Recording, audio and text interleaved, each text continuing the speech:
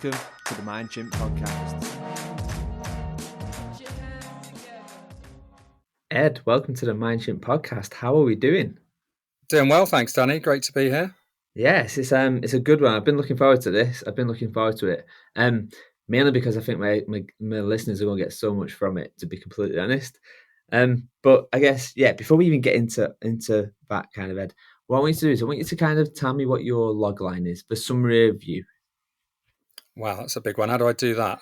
So let me try at least. So Ed Mehmed, I'm a creative strategist. I tend to work with clients, which is, teams of people who are trying to get something very different done within their organization. Nice. Creative strategist getting something different done. Okay, cool.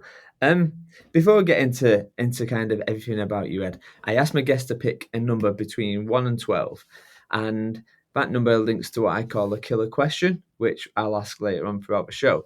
So if you could pick a number between 1 and 12 for me, please, Ed. Always going to be 7. Number 7. Okay. So, number 7, the question what you've picked, which I'll come to later on for the answer, is what's the most difficult thing you've ever had to apologize for? Okay. So I will come back to that one a little bit later on. So I guess, Ed, what, I've known you from past employees, but maybe give my listeners a bit of a kind of a background, bit of a whistle stop tour of your career and kind of, who you are and where you are today, I guess.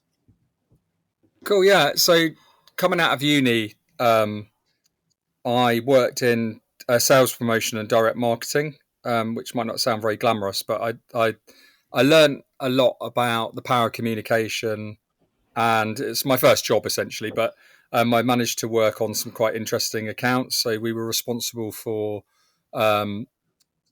EMAPs, sort of sampling, if you like trying to get their coverage of some of their magazines. So we worked on magazines like FHM and Marina magazine. And again, I'm talking early days of a career. That was quite fun. This idea of, magazines are trying to increase their penetration, increase their readership. But where were these new and different places where their target consumer would actually be in those little dwell moments where they might actually pick up? So it could be a hotel, it could be a restaurant. Our job was trying to make sure that essentially product market fit was there. We didn't call it that back then. It was just about trying to find people in a market who might not have picked up one of their magazines ever, or picked up one of their magazines for a long time, trying to get them back in. And that sampling thing is about how they kind of increase their readership numbers. If they increase their readership numbers, they obviously increase their advertising rates. So again, quite nice to link that to commerciality sort of early on. Did that for a little bit. It's great fun, good environment, working in Soho, for all intents and purposes, living the dream. And then somebody suggested, hey, there's this thing called Management Consultancy. It's a massive company called Accenture. Back then was actually known as Anderson Consulting, which kind of dates me. And they were just going through their rebrand to be named Accenture, as they were splitting the accountancy part. You'll remember from like Enron kind of scandal, and then into the consulting part. So I joined there as a grad, and I kind of always say like joining Accenture was genuinely the best decision I ever made for my career, because I was in with this really bright, sparky kind of group of people, and management consulting is kind of weird thing because I used to refer to it as like the fourth emergency service, right? Because there are like proper careers like lawyers and accountants and doctors. And then there's this sort of fourth emergency service kind of career, which was the management consultancy. And it's like, there isn't a kid sitting at home, 7 going, it's just something I got to do, mum and dad. It's just something I got to do. But what's interesting about the area is you learn so much about business acumen, dare I say it, hard work, graft, grit, client management. Although I don't think clients need to be managed, they need to be kind of, worked with. Language has changed these days. But all of that sort of early years, my first 6 years, I was an analyst and a consultant, then a manager. I'd been there for about 6 or 7 years. And then I sort of had the decision to go, do you know what? I think I'm sort of getting lucky at trying to find my type of work, which back then I called creative strategy. but there just wasn't enough of it around. Meaning, I was like, eventually I'm going to run out of luck, and I'm going to end up doing some massive IT project, which isn't me. Some sort of SI systems integration implementation kind of work. I was like, it's not really me. So I felt like I was constantly ahead of someone else's decision to deploy me, into some work that wasn't really my bag. And I thought eventually I was going to kind of get found out. But what I'd managed to do in the first 6 years was always associate myself with quite interesting strategy work that wasn't in Accenture's core. So decision to sort of move out was go, can I find a company that actually does this as their heartland, what I call creative strategy. And then I was we're lucky enough to live in and around Marylebone at the time. And I used to walk past this building on Ashland Place, right in the heart of Marylebone, called What If. And for years I was walking past and I'd look in the windows and there was loads of people inside, all sort of similar age to me, but they looked like they were having loads of fun. And I was like, this can't be a workplace. It felt like a sort of community outreach kind of thing because the people inside were having so much fun. I didn't feel like a proper business. But then, I researched them, did my homework, and I was like, no, this is an innovation consultancy. And I was like, what's that? Right. And then another time I was walking out my flat and bumped into somebody I'd worked with in that first job I mentioned, a lady called Laura, who's been a friend, friend for life. And she was like, oh, I'm working at this company called What If. I was talking about you the other day. You should come in and interview. I interviewed, and then CV reads quite boring, but yeah, I interviewed, and I was the first, if you like, management consultant that they'd hired. They looked at me really weirdly through like squinty eyes, saying, I came in saying I would talk about growth and value creation, all these different things from my world, cost savings, process improvement, all this world, and they were like, "Come on in here, like we like you, but you're gonna have to start again. Basically, like we'll teach you about insight, customer driven growth. We've got a method and a language, and they're almost trying to deprogram me from the management consultant thing and go, we'll put you back together again, and you'll be better for it. So yeah, that was 15 years ago. That was, What If. I never planned to be there that long. I didn't really have a plan, but I was just enjoying it so much. And then about 4 years ago now, the founders of What If, Matt and Dave, came to the decision to sell the business, and it was in full circle acquired by Accenture.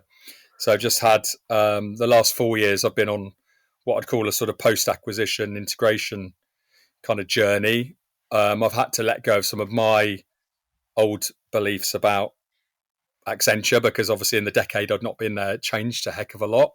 And then, interestingly enough, sort of part of my, success, if you like, post-integration was actually picking up a network. The network that was 12, 15 years old was still there. The people there that I'd joined with as a graduate who are now in the upper echelons of the business and, with power and influence. And I was able to kind of pick that back up because of the strength of my, friendships and relationships. But yeah, Accenture today is still a brilliant business, but it only works because of people, only works because of network. It's almost too big, 740,000 people. Only works because people care.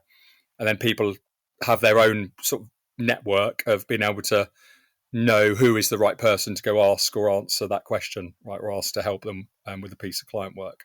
So that brings me back to now. And then I had a little bit of time off in the summer, recently reached a decision to leave Accenture and then forge an innovation path. And then as properly in reflection mode about, do I go client side into an innovation role and build a team? Do I stick with consulting and be with one of the big firms, big five, big six? Do I go small independent, or do I do something completely different, or step into freelance? So I've been through that process this summer, come out the other side, and I've just joined a small independent innovation consultancy called Butterfly that operates in London and New York. So that felt like, in many ways, a similar feeling that I had, when I joined What If. It's got similar kind of hallmarks, if you like, passionate, intelligent founders trying to create change in the world. Nice. And I want to talk about Butterfly a little bit later on because it's been new to me, and I'm obviously similar to you, right? I like to geek out on this stuff. But before we get there, Ed, like just listening to you speak there's a lot of you mentioned kind of interesting work and creativity and stuff like that. Where does that come from? Is that something what you've just naturally had, or as a child has that been kind of nurtured for you? Like, what has that always been kind of curious? I guess that creative side has that always been there for you? Yeah, it's a good question. I'm the product of a hairdresser and a plumber, right? So my dad's got a very engineering brain, problem solving. Give him any problem and he can work it through and fix it.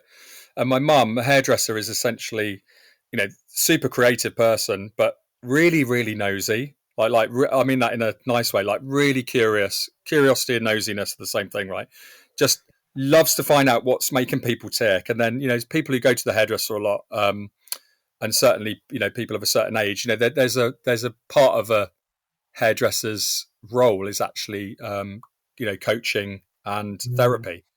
People tend to tell their hairdressers things that they would never tell their other half, or even their work colleagues and stuff, and some of their best friends. So this idea of getting under the skin and working out what makes people tick is definitely like from my mum, and then the idea of sort of trying to get to the heart of problems and trying to have practical ways to fix them is definitely from my dad. So kind of very working class job size, but like they sort of somehow meld together well in a what I would say is a sort of modern business kind of world needs those two facets, right? Yes, 100%, 100%. It's just yeah, similar to me. My family is working class. My dad builds limousines for a living, and my mum does something now. I don't even know what my mum does at this moment in time, but she does something with solicitors or something. I'm not sure. Um, but yeah, like very. It's funny. When I was writing my book, Insightful Innovator, I talked about seeing qualitative and quantitative data as mum and dad, like a good relationship. And then I got some feedback about, oh, it's a bit gender and whatever else. And I was like, right, okay, I get it. But how you just mentioned there is kind of how I seen it. My mum was like really, and it can be the other way around, right? But my mum was really curious and really nosy, and my dad is a problem solver by proxy. It's like it's fascinating. It's And fascinating. again, to qualify that, my father-in-law is a hairdresser, right? I've married my wife's father is a hairdresser. I could have easily got the nosiness, Yeah. later life, but from him, so again, it's not. I don't see either of those things as a gender. They're not gender roles. They're just No. that was my experience growing up, the same as that's your experience growing up. If you ask Jem, who's the nosy one in her family, she'll say it's her dad. Because so yeah. It's fascinating. It's fascinating. And I do think that. I think part of me would love to be a barber just for that, just to listen to people's problems and understand. There's a general nosiness I think, in people, like you say, in innovation. There's just a general, oh, let me itch it and let me see what's really underneath it. And people are unguarded, right? The interesting is in that setting, they are just a human in a chair, who is sort of got all those frailties and vulnerabilities, and they're sort of asking someone to make them look better. So you Yeah. think about that in that moment, and there's a mirror in front of you. They have to look at themselves for the next hour, even if they don't like looking at themselves. So there's a whole bit there about that, the vulnerability of just being in that chair. But I think it must be that it's not just the role of the hairdresser. It's the fact that it all comes together. I think in that, as soon as they sat in that chair, they just, like I say, they're just a human, like asking to be, straightened out a bit and made to look better. It's funny. My hairdresser is called Kane. And I remember he decided to go it alone and set up his business. I was like, "You're not in the hairdressing game. You're in the experience game." I was like, "The hairdressing, the haircut is second order. It's a byproduct.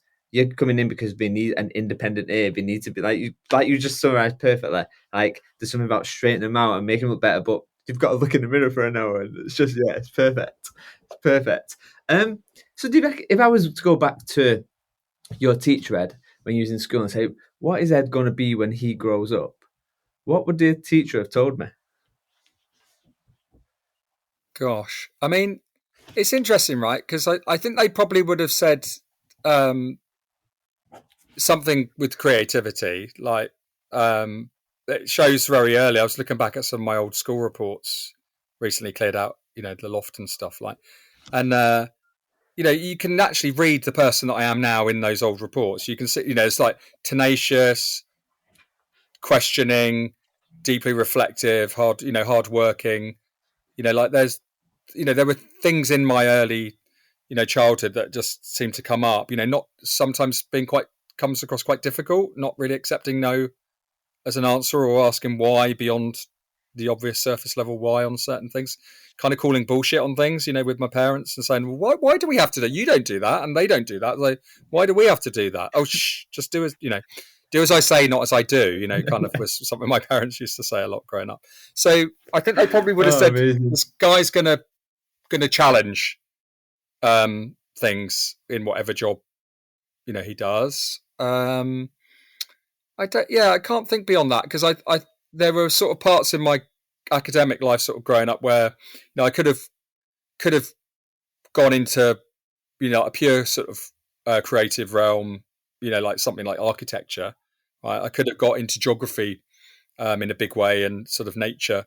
Could have got into pure art, for art's sake, if you like, and then kind of weirdly over on the side into business, and sort of economics, and very much more closely aligned with what I do for work. So yeah, I've always struggled with choice though, and I've always been quite jealous really of my friends who were they were into like graphic design early, and they loved art.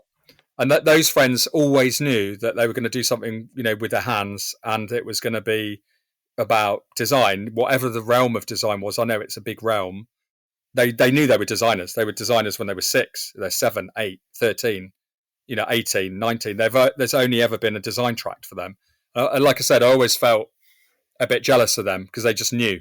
There was never a question about, oh, maybe I'll become a teacher, or maybe I'll be a nurse, or maybe I'll work with engines. Like there's never, it's like, no, this is me. It's who I am. It's what I do. So I felt, like I say, I've always struggled with the idea of choosing something that then boxed you in, and then you were relying in later life on something that you liked when you were a kid, but wasn't kind of real world ready, or didn't really have any relevance. Yeah, it's funny with this whole podcast, when I speak to people like yourself, Ed, like their career is somewhat like a crazy paving.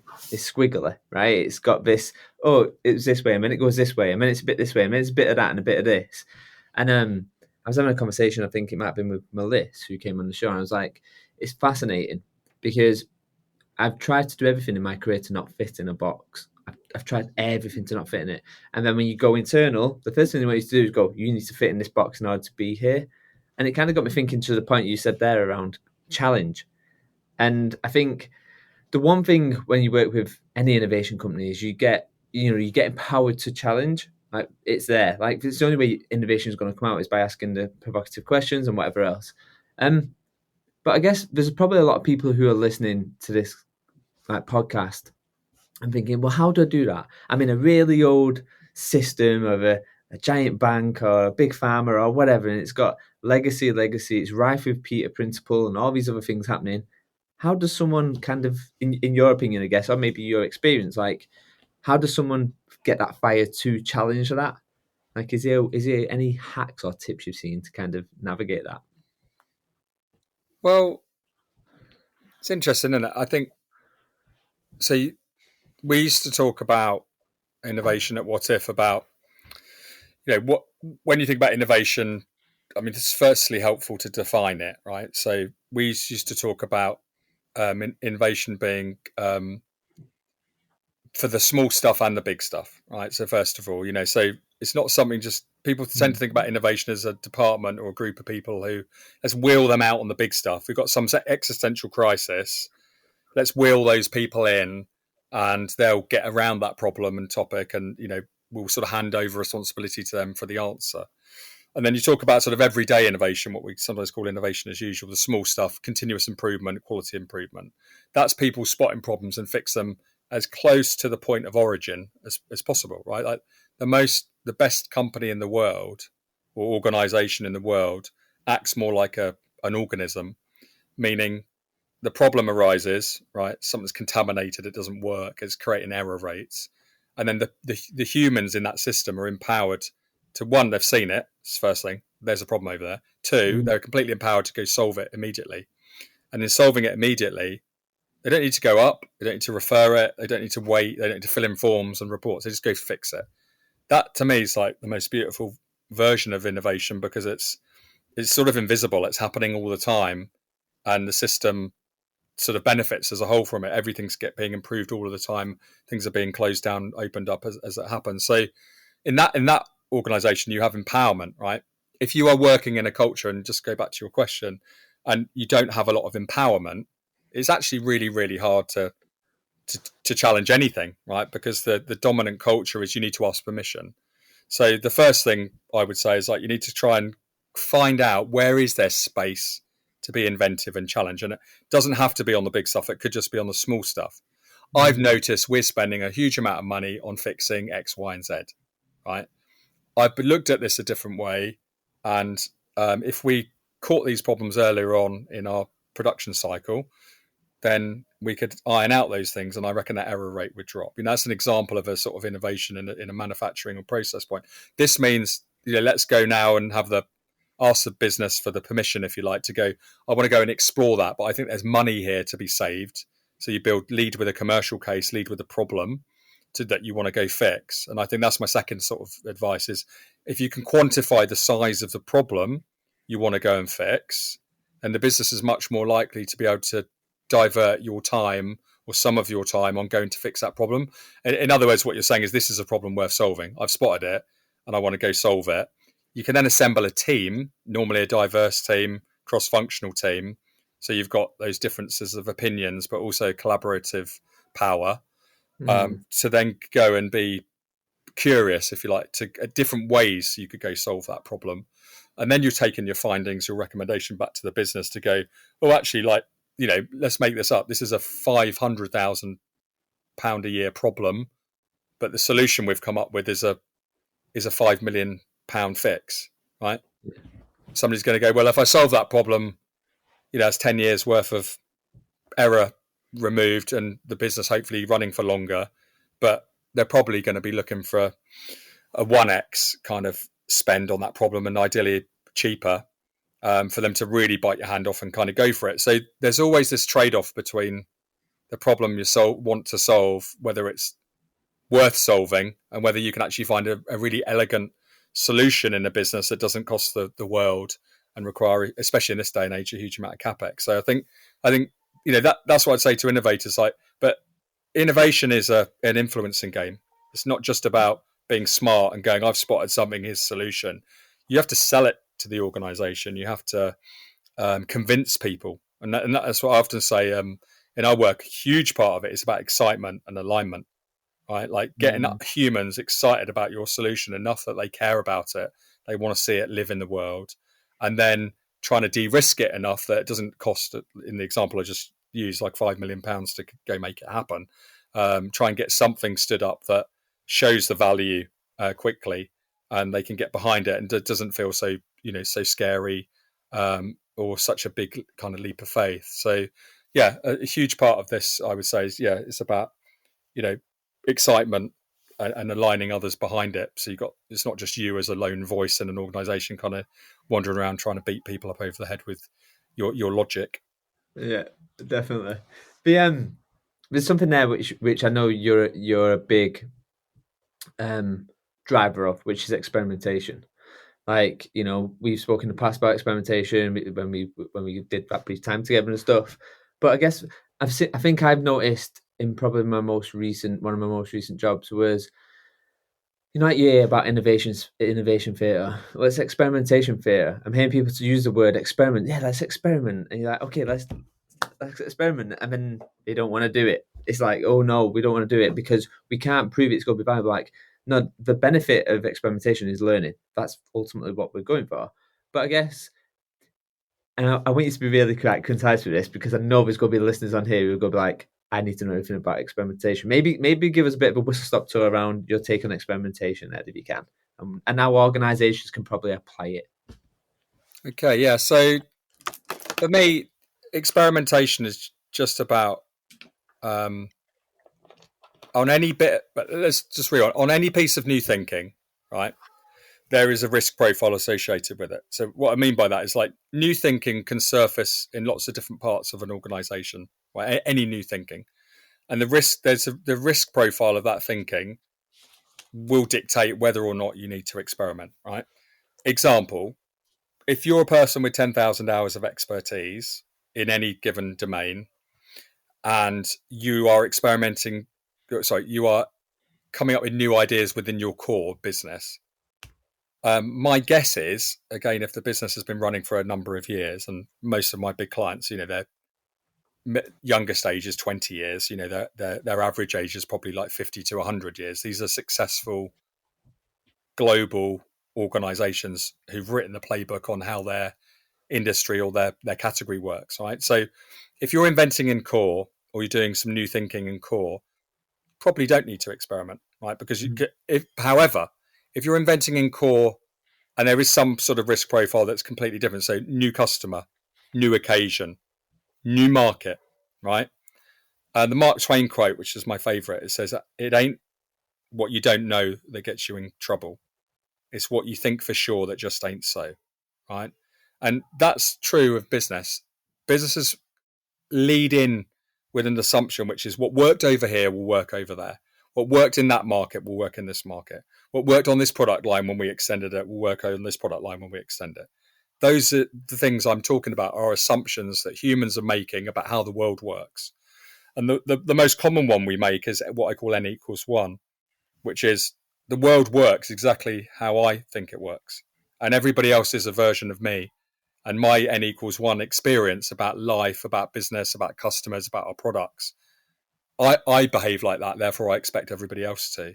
And if you have that N equals 1 view and you don't ever, surround yourself by diverse groups and people, or you don't allow them to challenge you, then you'll end up making heaps of, I suspect, really narrow, poorly informed, assumptions about how the world works, because you're just basing it on your own lived experience, which is nonsense, right? Especially if your products are mainstream and scalable and, consumed or used by, several millions of people. That just isn't going to translate, right?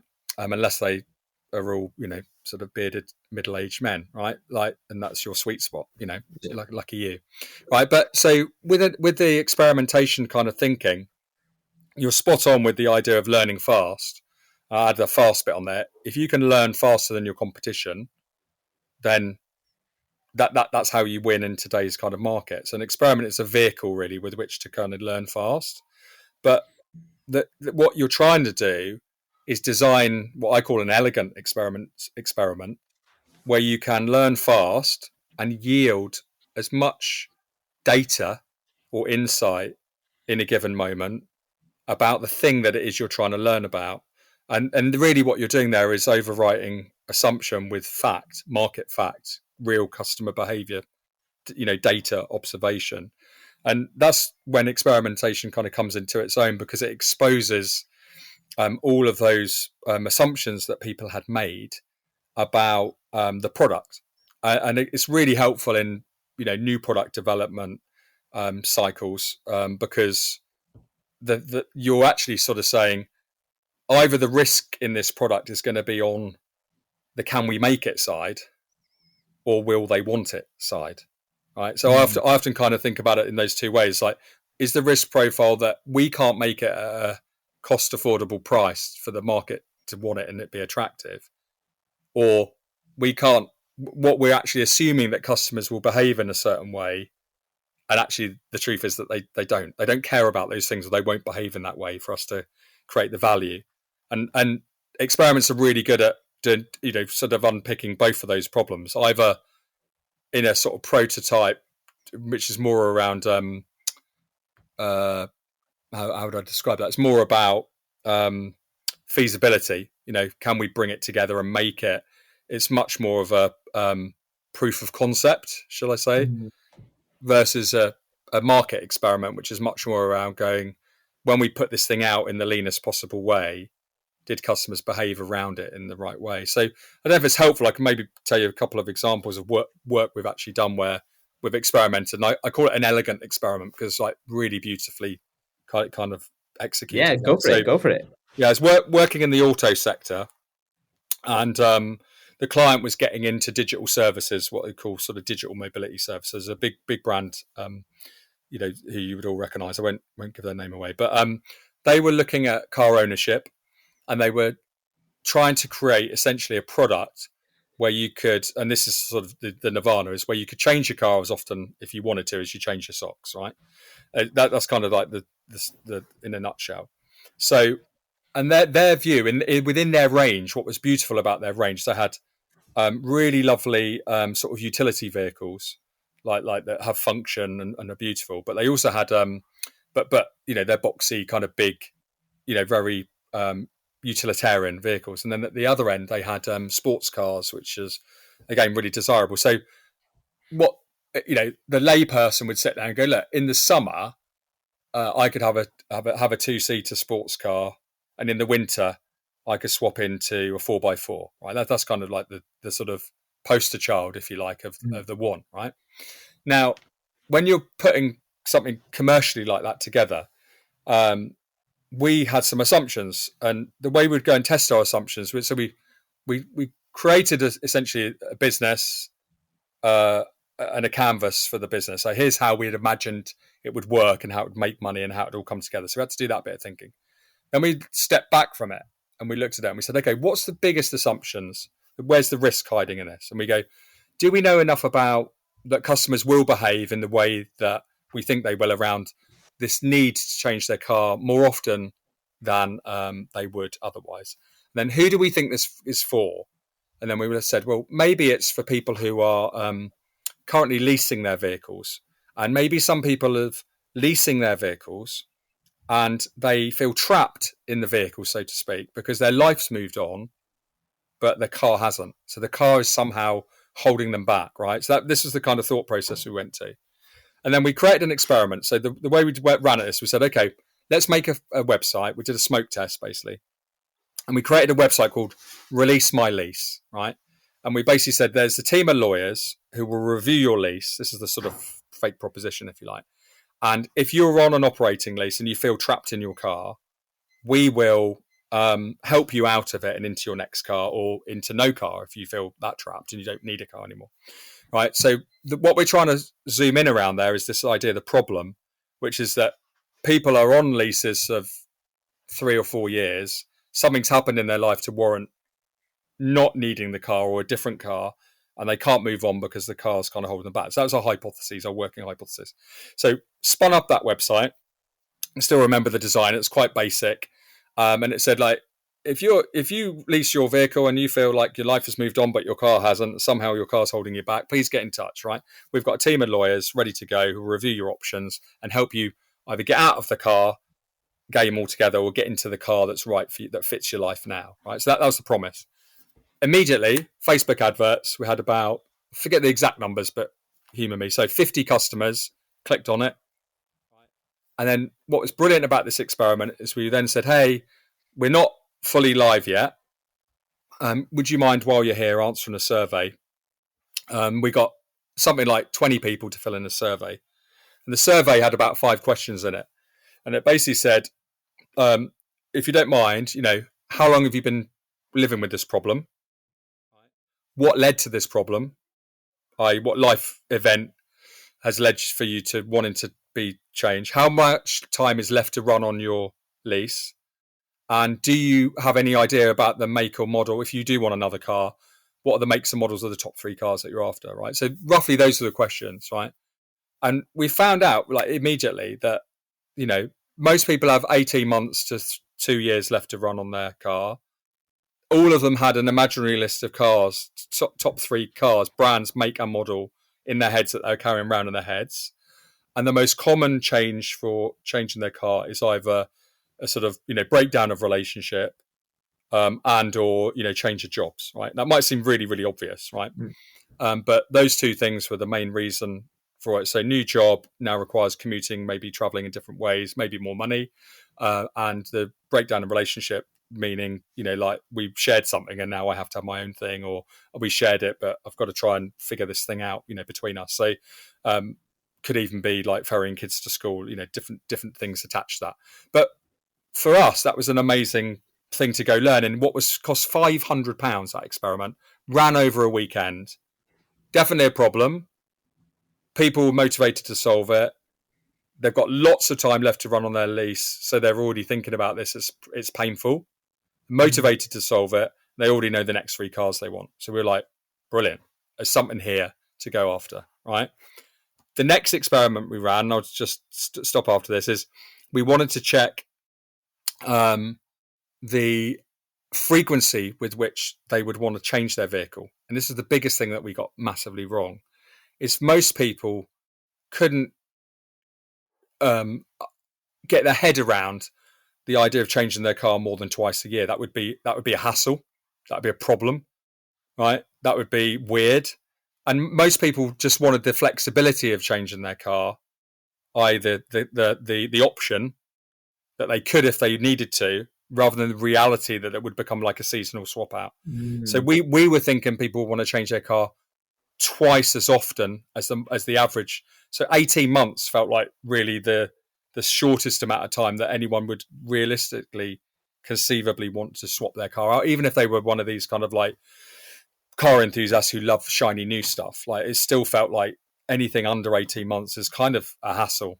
I've just gotten into this one. I'm just enjoying this one. You want me to give it back, or I'm really enjoying it. I'm finding out about it. Or, there's a human connection with the car. Yeah. Just felt like, I don't know, like, I think we were just fundamentally wrong in this idea of seasonal vehicle. It's just like, it's a false human need, if you catch my drift. There's something fascinating. I think you've nailed it in them examples, but like that 101, right? Like desirability. Like, I think anything we've got to do, like priority number 1 is test desirability. Like, there's no point in throwing loads and loads of money into something what, like you say, doesn't fix someone's problem, someone's itch, or it's just not desirable. But there's loads of other stuff I want to needle in with you, and I guess it kind of took us there. But before we go there, I want to ask you the dice question. So I asked you rolled 7, and the question was, what's the most difficult thing you've ever had to apologise for? So before we get into the other good work stuff, what's your answer to that question, Ed? Well, I'm going to cheat and definitely take a work setting. Okay. So that narrows down the hurt locker. But yeah, in terms of work setting, I've had to apologise for myself, actually. It's the hardest thing. My involvement with it within a program. I think it's a tough lesson to learn, but I had a moment at work where I think I was a bit more, well, I was definitely more junior in my career, and I was avoiding having a tough conversation with our client about essentially their steering of our project, our jointly owned project, and how things were coming back from the client side, if you like, as either new requirements or friction, if you like. And there was a bit of me at that stage. I was thinking, well, they're a stakeholder, they're not the only stakeholder. There are other people around them, and I kind of had this naive thought that I could either kind of ignore them, I could go round them, or I could sort of the work would sort of prove them wrong, sort of thing. So those 3 assumptions were all completely wrong. What I should have done is talk it out with the client about how our ways of working, how we're working, spot that this was going to be a problem, and then really expose myself to the idea that I wasn't managing it properly. But I tried to do all 3 of those tactics, sort of simultaneously ahead of just kind of having what back then I would have thought was a difficult conversation, but now I kind of think is you just got to nip this stuff in the bud and talk it out, right? Like ignoring it or trying to do those other 3 strategies was horrendous, and it actually took someone senior that I was working with at the time to sort of swoop in and have the tough conversation, on my behalf for me, and then bring me into it, and then us talk it out. But it needed mediating. But that's a ugly, horrible kind of position to be in at work, because there were like probably a dozen times where we could have had that conversation that felt less painful, more natural, certainly less awkward, but then needing another grown-up to come in to kind of fix it was a bit of a watershed moment. Yeah. So I learned a lot from it, but yeah. And essentially I'm apologizing to our team for not managing that properly, and the client team for not managing that properly, and then the senior person who had to sweep in and kind of bail me out. It's interesting though, right? I think with stuff like that, there's a quote. I want to say Seneca, but it's not. But we do suffer more in our head. Often we build them difficult conversation up in our head to be something much bigger than they are. And that's the thing. And when in reality, it's just a conversation. It's a conversation, and yeah, of course, they're not easy. I don't think conversations like that are never easy. But often you find once you've gone through that conversation, like you've just said there, it's actually not as bad as what it was in your head. But yeah, in your mind, it's this big, massive beast. So I want to talk to you about, and this is what we've geeked out in this in the past. But I say we've geeked out. I've asked you a question, and you just give me all your knowledge. But strategy. So, like, I guess there's two things I want to talk about here. There's one, what is strategy and how is it changing? And then there's something I want to talk about around signals in a bit. But yeah, tell us what your take is. Like, why is strategy changing? What's going on with it, Ed? Yeah, so I mean, I self-identify as a creative strategist or a growth strategist, and there's the word strategy, which immediately like people's eyes roll, or they find it polarizing, right? And the issue there is that people are applying a weighting or a value to the word strategy, right? Either pejoratively or positively, right?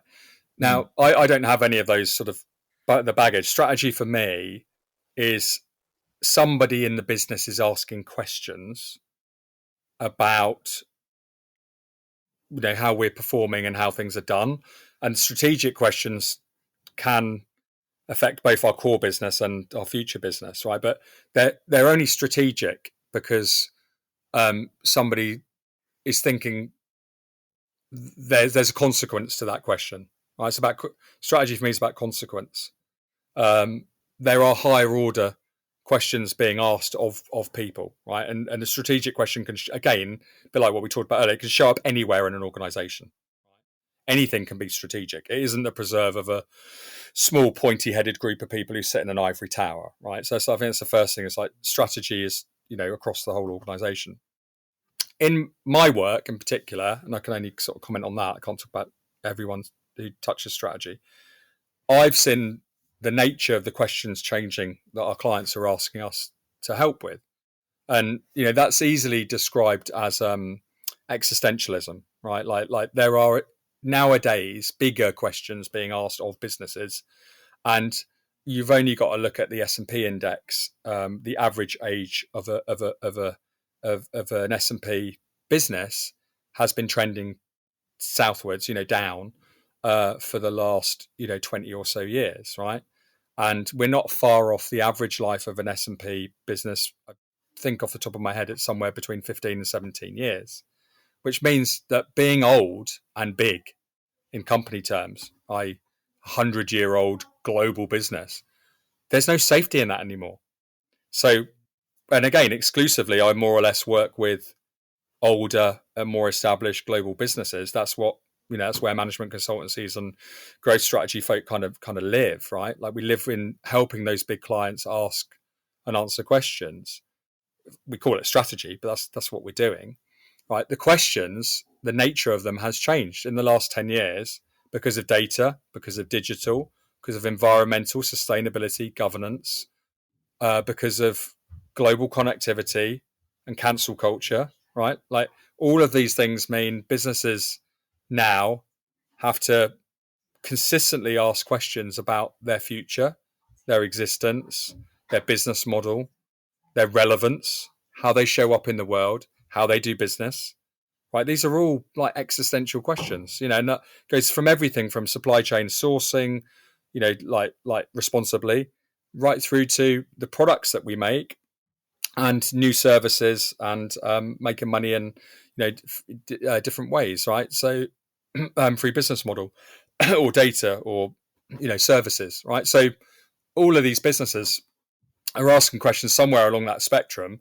but they're all fueled from imagine a world where customers no longer like us. Imagine a world where our products are falling out of favor. Imagine a world where someone else can make our product cheaper, but also better for the environment, right? And like these are all kind of the seeds, if you like, of where some of these strategic questions are coming from. So I follow that through. The role of a strategist, therefore, and this is what's so funny to me, is this is why I feel like creative strategy is kind of like one of those skills that's way up there. The ability to imagine a world where things are different from how they operate today, where customers are behaving in different ways. It is a massively creative act as well as a super commercial one. So the nature of the questions changing means, therefore, the response of a strategist is now, it's a provocation partner in the boardroom and with the senior colleagues, right? It's an inspiration partner, somebody who can show what it could look like, right, and inspire. It's an expert in aligning an organization behind new thinking and getting people bloody excited about it and getting them to believe it, right, and imagine so. It's commercial, super commercial. Okay, what's the cost of doing that, and what might that drive? What happens if we don't do that? What's the consequence from the indecision? So you try having to quantify upside and be very realistic about what it's going to take to get you there. So again, all of these skills, old world strategy for me was a sort of much more linear exercise, and it was about protection, and it was about asking questions that kept the people awake at night around your core business, and then imagining a world where all of those problems have gone away, right, and that they didn't exist anymore. That's sort of what strategy used to be. And then you build your plan based on this sort of optimistic view of the world, and you try and hold the business to account to go, well, if this lines up and this lines up and this lines up and this lines up, then this is where we should be. And really, strategy and strategic planning were kind of, it was that exercise. It was like magic wanding all the problems away, and then imagine that as your growth, right? And now it's not. It's much more collaborative, creative, and it's all about being a great storyteller and getting organizations to listen and take note of stuff, that risk essentially that's coming at you, and opportunity that kind of sits within that risk, right? It's fascinating. I wonder, and tell me if you've seen this, but I guess 2018-19, I was doing some mapping futures work, and I was using possible, plausible, probable, looking into the futures and doing all that cool stuff. And it was with a bank, and we did some war game testing. What happens if this happens? What happens if that happens? How would this bounce this and whatever else? And we did a pandemic one, by pure fluke, right? Like, it was by pure accident. And then obviously 2019 came around, COVID kind of hit. And it was interesting to watch how they reverted back to that to go, oh, what did we predict? And obviously not everything panned out like what we did in the war game testing. But bits did, and it allowed them to pivot really quick. So there's something, I love there's something around that kind of, nowadays it's more fluid, it's more, I want to say adaptable, but it's maybe not even adaptable. But there's something around the anti-fragile of it. It gets shock and it grows from it. So then I guess there's a big piece there which you talked around kind of, if you look at I'm going to use modern, but the creative strategists are looking at it, and then that kind of links me nicely to the actual bit around trends. Now I know you've got a point of view on trends, so maybe share that with the listeners, Ed. Well, I guess it comes from any futures work, that I've done, and I guess it's formed from maybe 12 years of being in and around a space, and you see a lot of trend reports, right, should we say, and a lot of trend confetti, right? And I refer to it as confetti because it's it's often sort of wallpaper in a sort of a boardroom, or and it's confetti because it's it's colourful, it catches your eye, but it falls off the walls and onto the floor eventually, and some of it sticks, right? But the idea really for me is like, and I sometimes I'm even more scathing, call it trend vomit, right?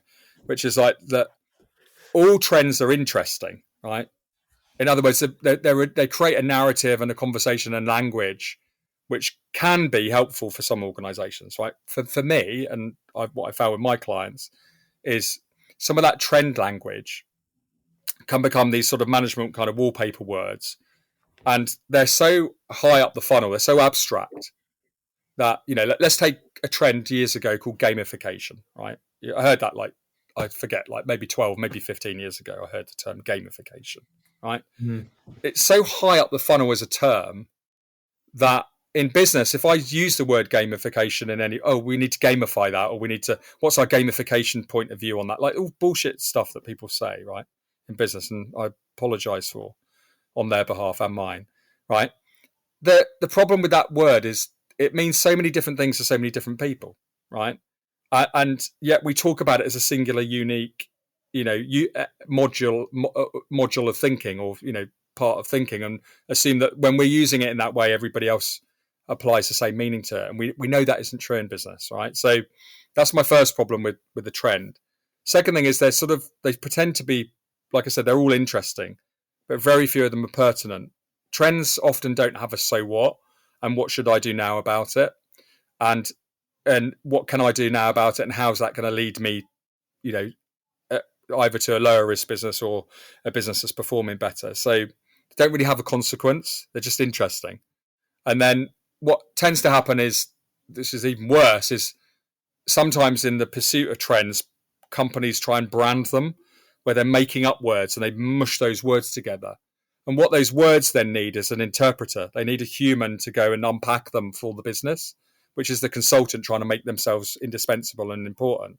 So I've seen all of three of those things play out. I've seen trends which are exercising the bleeding obvious, trends that don't have any so what or consequence for a business, trends which are made up words which require interpretation from the consultant, and they hold it very tightly what that means and all the consequences from it, which they can't possibly know. And for me, trends that are just, like I said, they're just interesting, but they're not pertinent. So my preference is to be very deliberate with language and think about signals and shifts. And I don't necessarily own that. I think we stumbled across it when I was working with a colleague about 12 years ago, doing some futures work in automotive. But a signal was something we could point at today that made us think something was going on here about how value is captured or created, right? And that's as simple as that, right? That's what it was. So I can point to it somewhere, something's happening around this, and that feels quite interesting. It's got energy around it, right? And then a shift is a confluence of signals has created a fundamental shift in either, and this is important, it's either new needs and expectations. From the customer side, people's attitudes around this thing are changing.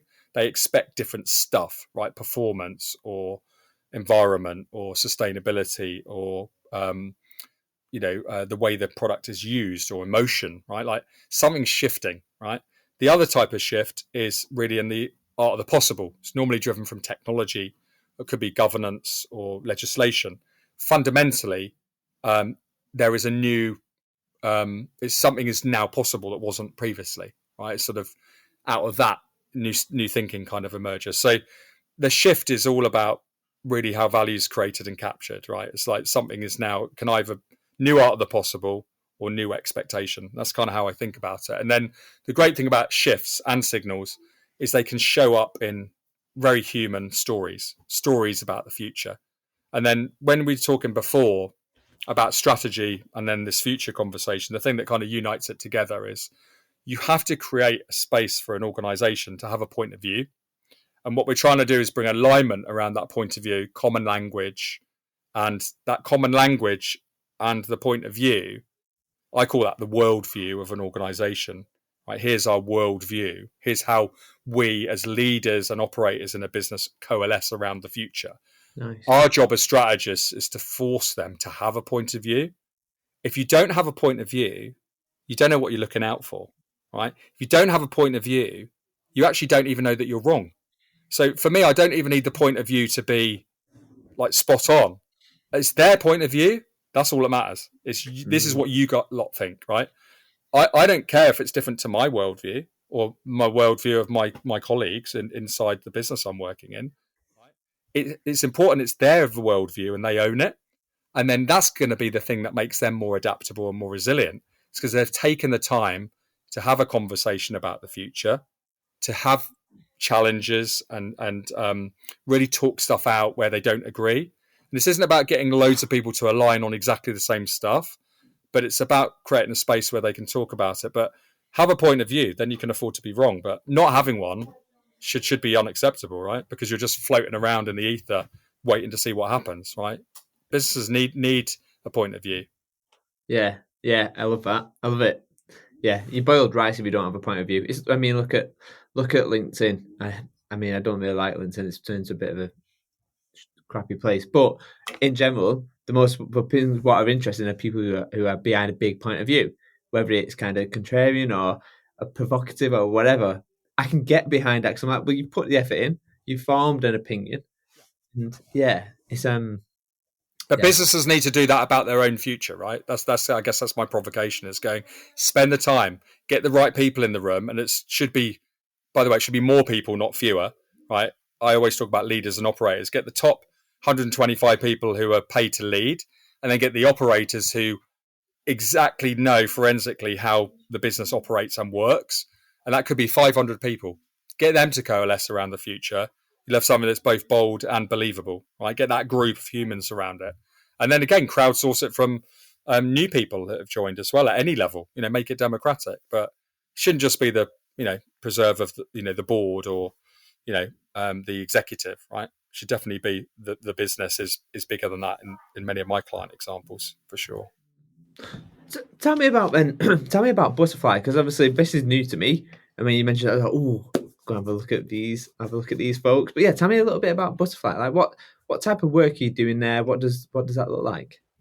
Yeah, so I've recently joined. I guess I should let others know that. Yeah, so I've just joined Butterfly as the European Managing Director of what is essentially a small independent innovation consultancy. And the business was founded by, I didn't know this at the time when I was interviewing, but it's by a husband and wife team, Stefan and Bianca. And they have grown up in a very similar way to me around business strategy and insights. And Bianca and I have a very similar kind of career sort of profile where we've been in and around business. We've worked in FMCG, kind of new product development, kind of heartland, but basically cutting our sort of chops, if you like, on doing really good human insight work. So the thing that first attracted me to the business was, one, it was run by passionate founders who really understood people. Two, they were obsessed, like mad, completely mad about like insight. And we talked about the same things about things like curiosity and bravery. A lot of our shared values were the same.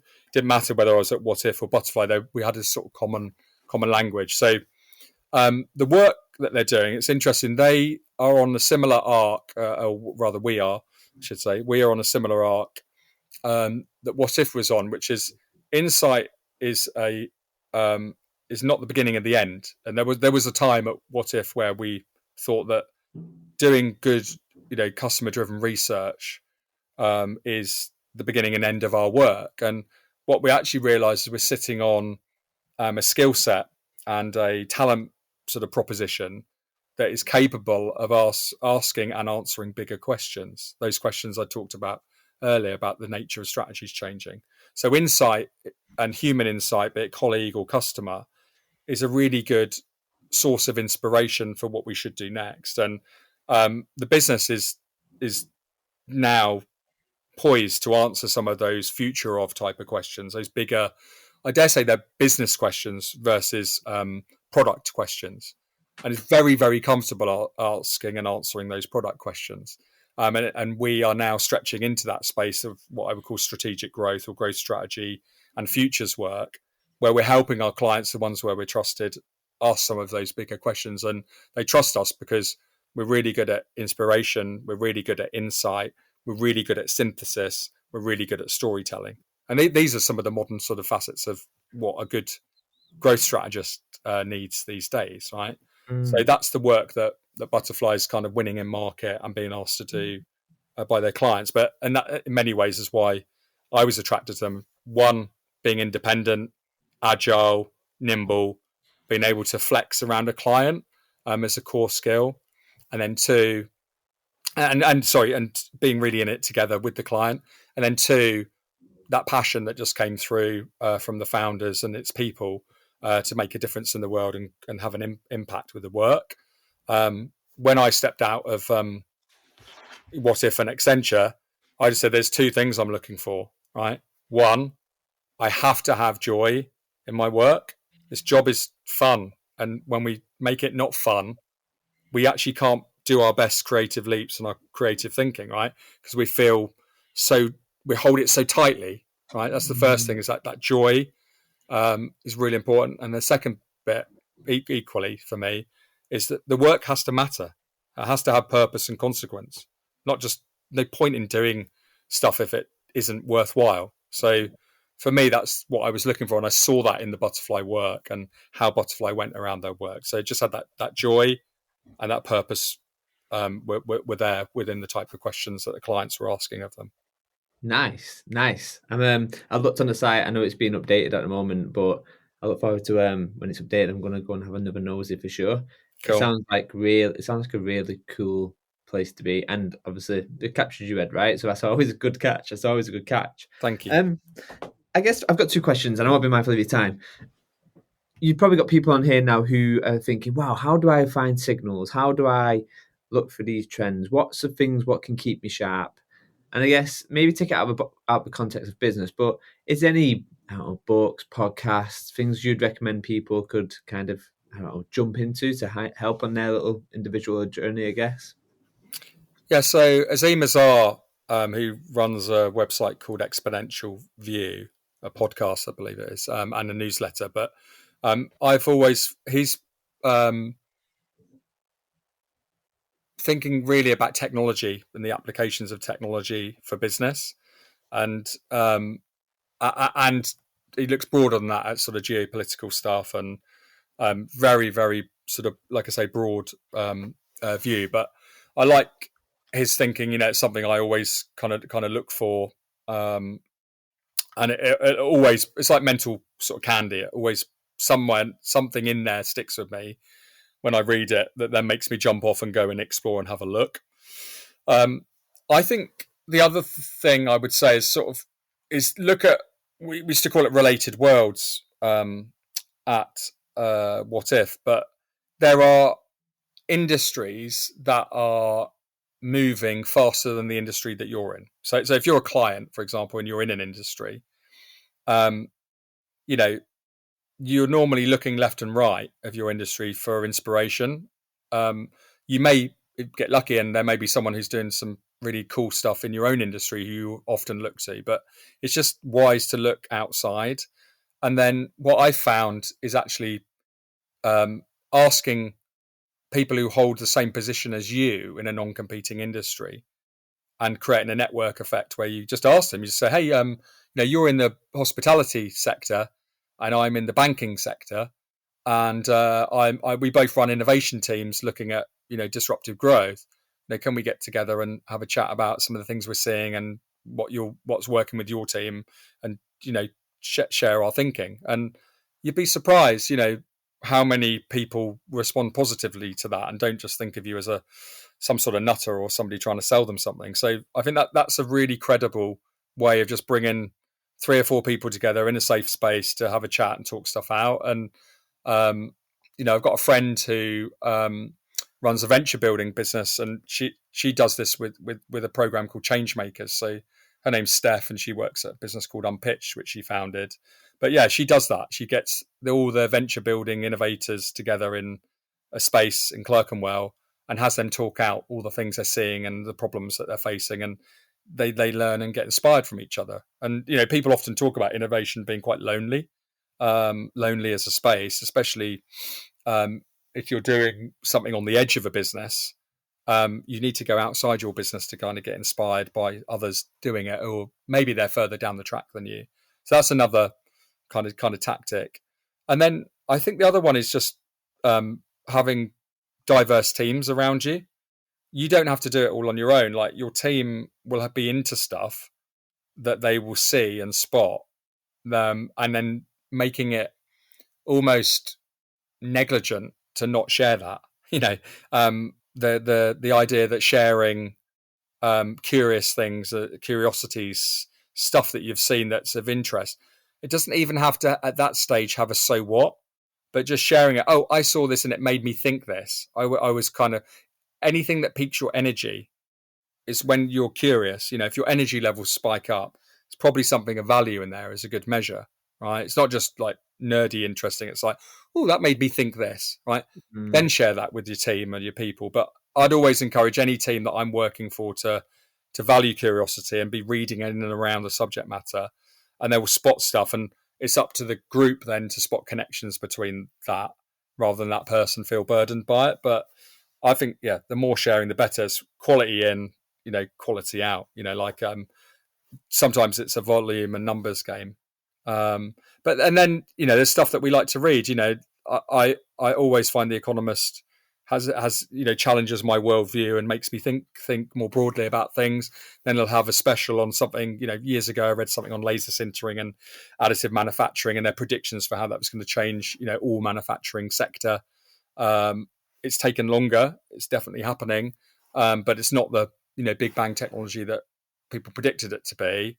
But that's one of those things. I think you just got to stay curious, really, and keep reading. But you find the things that you're into, and then you keep going back to them. Yes, very true. Very, very true.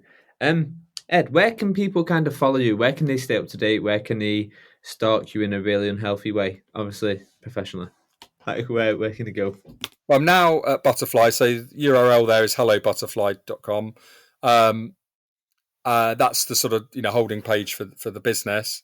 I'm on LinkedIn. I'm not a wild poster on there in terms of blogs and that type of thing, but I suspect I'll be doing much more of that in my new role as the European Managing Director. So, yeah, you probably see some thought pieces and points of view from me. Hitting LinkedIn. Nice. And I'll put all them in the show notes for sure. Ed, it's always a pleasure chatting to you. Thank you so much for coming on the show. Thank you so much for having me. Cheers, Ed.